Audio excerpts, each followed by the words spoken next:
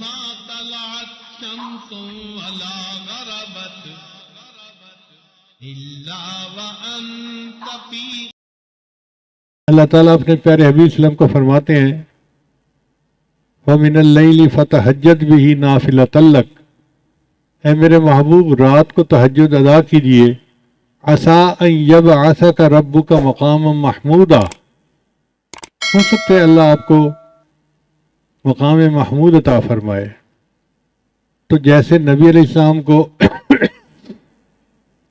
تہجد سے مقام محمود ملنے کی بشارت ملی، امتی کو تہجد کی پابندی سے اللہ کا قرب ملنے کی بشارت ہے.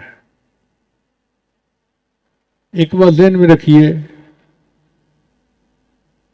کہ تہجد کے وقت میں فرشتے ان بندوں کی فہرست بناتے ہیں جو اللہ سے محبت کرنے والے ہیں. اب اگر ایک دن تہجد مس ہو گئی تو لسٹ میں سے نام نکل گیا، پھر دوسرے دن مس ہو گئی تو پھر نام نکل گیا. اگر 10 مرتبہ مہینے میں نام نکل جائے تو اس کا مطلب ہے کہ اللہ کے چاہنے والوں کے فہرست میں ان کا نام ہی شامل نہیں ہوگا. اس لیے عام لوگوں کے اوپر تہجد لازم نہیں ہے، لیکن جو سالک ہوں اور اللہ سے محبت چاہنے کے طالب ہوں ان کے لیے تہجد بہت ضروری ہے. اور تہجد پڑھنا کوئی مشکل کام بھی نہیں. کون کہتا ہے کہ آپ آدھی رات سے تہجد پڑھے ہیں؟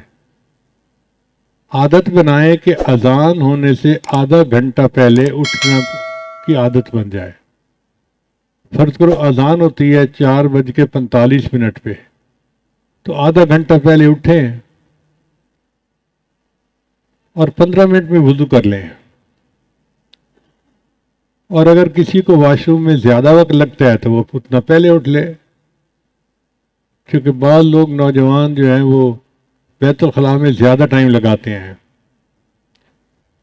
بیت الخلاء میں جا کے ایسے بیٹھتے ہیں جیسے بیت الخالہ ہوتی ہے. تو 15 منٹ میں وضو کر کے جو آخری 15 منٹ ہیں بس اس میں 4 رکعت ہلکے پڑھ لیں. پہلی 2 رکعت قل یا ایھا الکافرون اور قل واللہ احد کے ساتھ، اور دوسری 2 رکعت جتنا اللہ توفیق عطا فرمائے.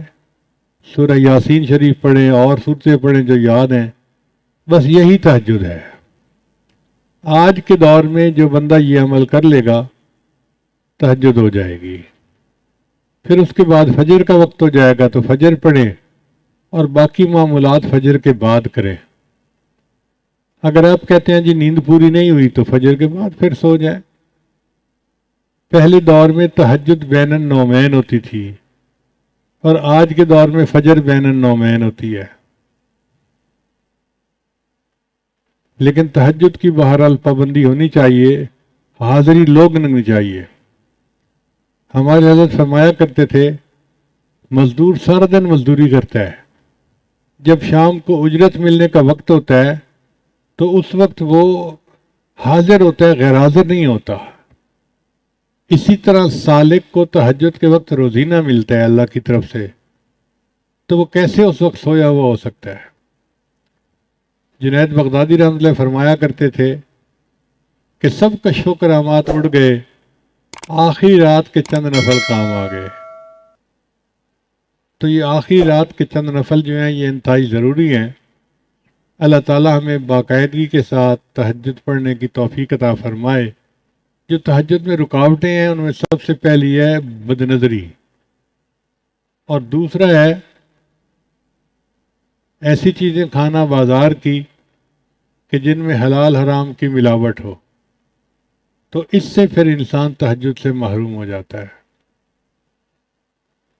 حدیث مبارکہ میں ہے جب رات آتی ہے تو 3 طرح کے لوگ ہوتے ہیں، 3 طرح کی جماعتیں ہوتی ہیں. ایک وہ فرشتے، ایک وہ لوگ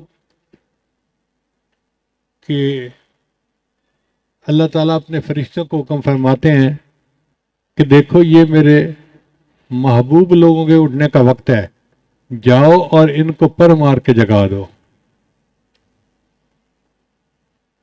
تو فرشتے آ کے پر مار کے جگا دیتے ہیں. خود بخود آنکھ کھل جاتی ہے۔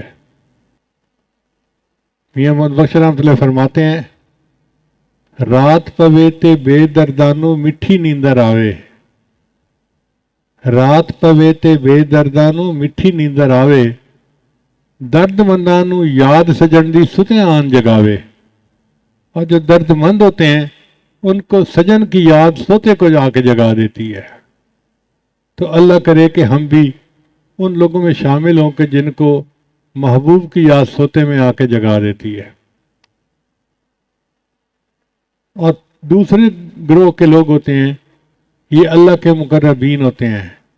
اللہ فرشتوں کو فرماتے ہیں دیکھو یہ میرے محبوب لوگ ہیں، دین کا کام کرنے والے، تھکے ہوئے ہیں، آرام کر رہے ہیں، جا کے ان کی کروٹ بدل دو، یہ چاہیں گے تو سو جائیں گے اور چاہیں گے تو یہ کھڑے ہو کے نماز پڑھیں گے، میں ان کے سونے پہ بھی راضی، میں ان کے جاگنے پہ بھی راضی۔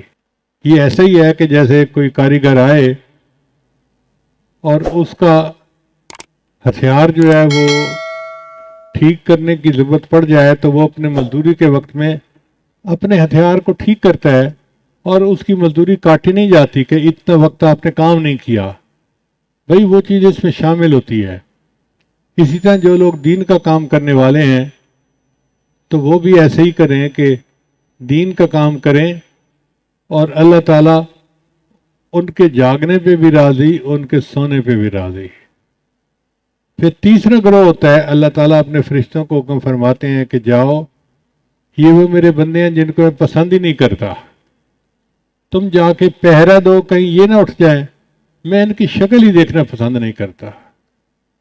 تو اس لیے اگر تہجد قضا ہوتی ہے تو آپ دل میں یہ سوچیں کہ اللہ تعالیٰ میری شکل دیکھنا ہی پسند نہیں کرتے، اور کوشش کریں کہ باقاعدگی کے ساتھ اہتمام کے ساتھ تہجد پڑھیں۔ وہ چند لمحے تو 24 گھنٹے کا نچوڑ ہوتا ہے۔